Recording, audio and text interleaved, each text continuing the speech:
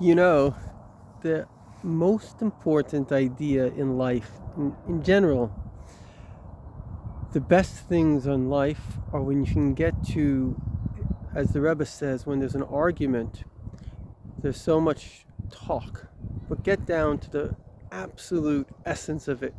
It's a very important idea in Hasidus and Kabbalah. It's called Hamtokas Hadinim. Let's say your wife is angry at you. Usually, it's not the specific thing she's saying. It may be that she's feeling anxiety. It usually is she's not feeling that you love her enough. That's usually what it is when people are angry with each other. So once you get to the essence, it says, Ein hadinim nimtokin ela b'sharshim. You can't change someone unless you understand the problem. If somebody has a vitamin D deficiency, you can give them all the vitamin C in the world. And vitamin C is very important, but it's not going to help them because they need vitamin D. You have to understand the essence. So the deeper we go and we understand why things are, the more ability we have to change them. And in the very essence of everything, there are only three types of realities, three types of behaviors that includes every single behavior that exists. Now, that's pretty amazing. The first is constructive. The second is neither constructive nor destructive. It's kind of self-interest. And the third is destructive. And if you understand that every single behavior in the past, present, and future, even towards yourself, you can have something constructive, you can have just self-interest, food, and then you can have something destructive. That's when, God forbid, a person is angry at themselves, maybe gets depressed. It's the ego against themselves. That's why they even think about, God forbid, committing suicide. It's a destructive force. We all have these forces. Our highest self seeks to be God's partner in constructing the world, and construction takes effort. Construction takes love. Construction takes time. Construction takes patience. Construction takes sacrifice. Generally speaking, the conservatives are mature. Maturity is the ability to look at a reality and say, I'm going to do something positive. I'm going to try to be constructive. The radicals that have these crazy ideas behind it, like Hitler, like communism, it may seem that they're standing and they're so passionate, but behind it is the passion of destructiveness. All this anti-Israel, anti-America, as our Jewish sages say, the constructive, the positive, is always coupled with order.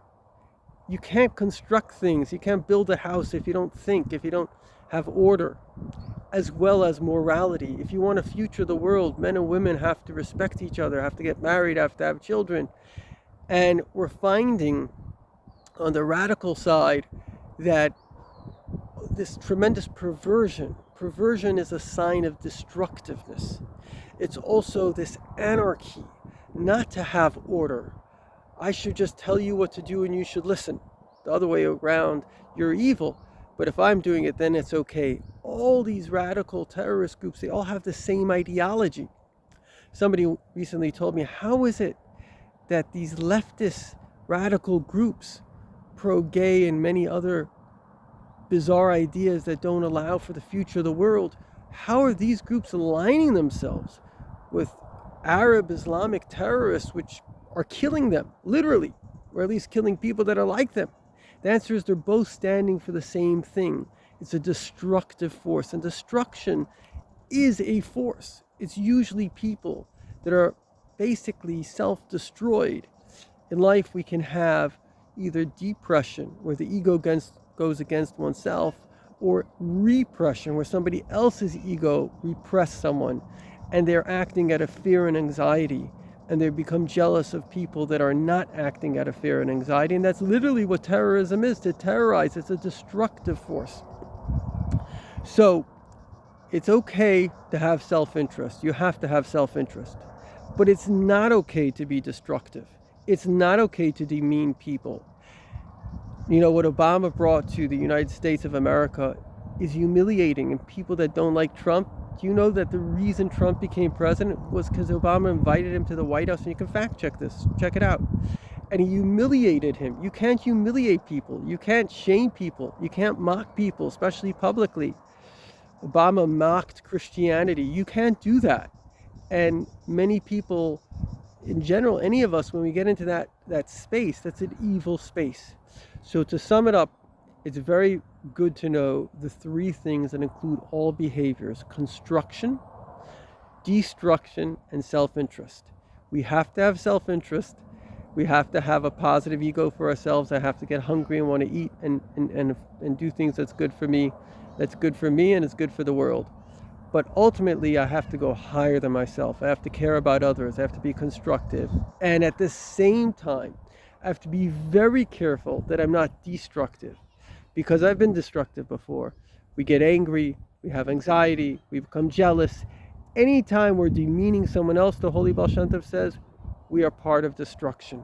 If what we're doing is putting other people down, I don't care who you are, you're part of the wrong side of the team. If what you're doing is working hard to help people, you're on the right side of the fence. Good luck, because this is what will change the world, and certainly your world.